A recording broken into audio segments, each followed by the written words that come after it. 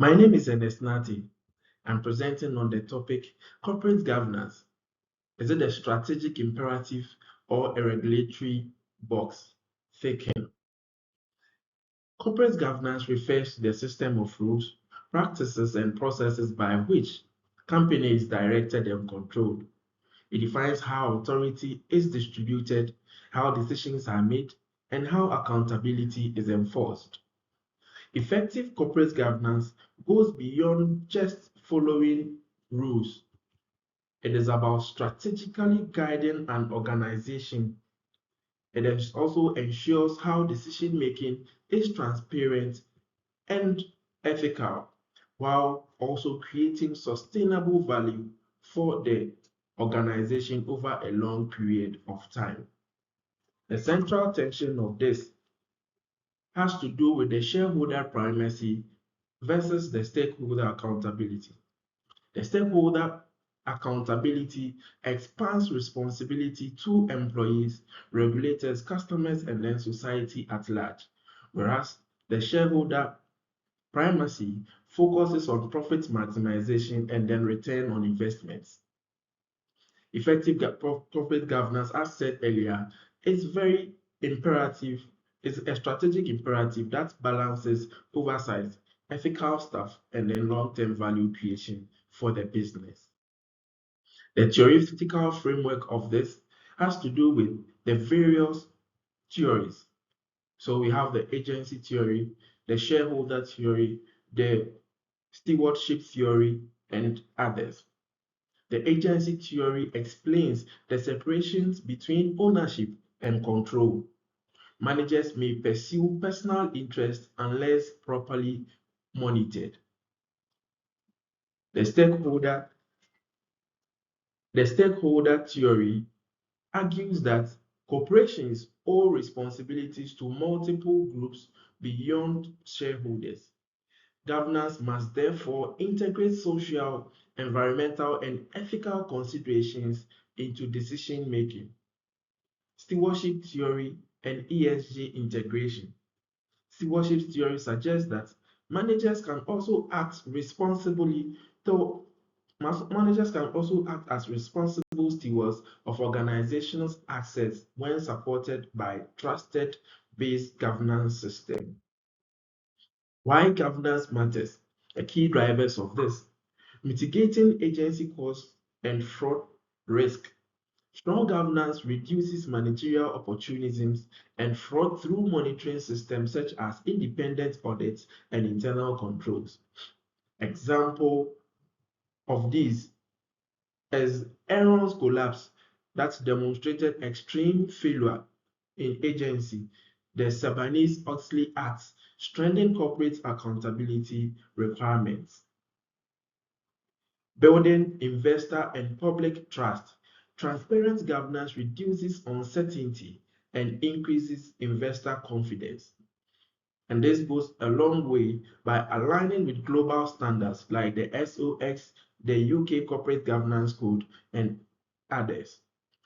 Global governance framework standardizes expectations regarding disclosures and structures, and then accountability. Alignment improves international competitiveness. The framework for implementation: board independence and diversity independent directors improve oversight. Diversity enhances decision quality by introducing varied perspectives. Audit and Risk Committee ensures financial reports integrity, oversee enterprise risk, exposure, and others. These committees create structured accountability. Executive compensation linked to performance and ethics. Compensation structures influence managerial behavior. Linking pay to long-term performance discourages excessive short-term risk-taking. Example: Unilever integrates sustainability metrics into its executive incentives. Impact on key organizational decisions. The strategic planning and risk oversight. Board determines risk appetite and strategic decisions. Weak governance allows excessive unethical risk-taking. Example, the Volkswagen's emission scandal reflected governance breakdown into compliance oversight. Financial transparency and disclosure. Transparent reporting reduces information asymmetry between managers and investors. Weak disclosures increases uncertainty and the market volatility. Measures, acquisitions and divestitures. Independent governance ensures rigorous evaluation of acquisitions, and it prevents managers empire building and value destructive expansions. Crisis and ethical dilemma management. Governance structures determine responsible speed and accountability during crisis, just as the Johnson & Johnson's Tylenol response demonstrated stakeholder-focused governance. The consequences of governance failure. Strategic consequence. Weak boards fail to challenge management decisions, leading to strategic misalignment. So when the board is weak, it fails to challenge management decisions, and this goes a long way in affecting the organization's strategic goals. Financial consequence. Governance failure triggers regulatory sanctions and investor withdrawals. It is simple. When the governance of the business is not strategic, a lot of things when it comes to permits and other stuff are not renewed, they are not secured. And at the end of the day, it ends up bringing additional cost to the business. Reputational consequences. Reputational damage affects strategic capabilities, market valuation, and long-term competitiveness. Again, Volkswagen strategic and reputational crisis following the emission manipulation. Then we have the Wells Fargo financial penalties and leadership resignations due to unethical structures.